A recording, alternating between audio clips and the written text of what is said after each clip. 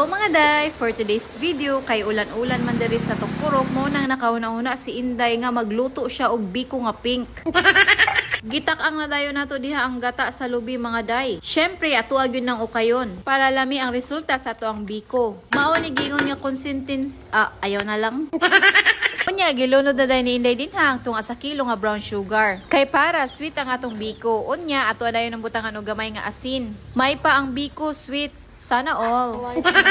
Atuwa lang na ipadayon og mekos-mekos diha mga day. Unya atuwa na dayon diyang ibutang ang luya. Naulahi ang luya kay nagpalit pa. Maog yun nindot mga day basta ulan-ulan ang panahon. Lami kayo iparis sa kapi ang biko.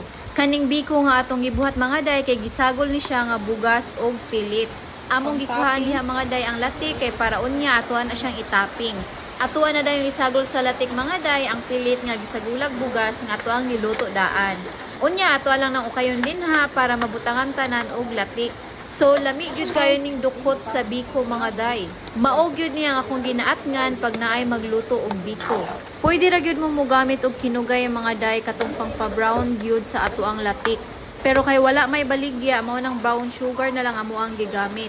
Og tada! Luto na ang atong biko mga day. Og syempre, dili pwede nga dili na to tilawan. Tara, mga on!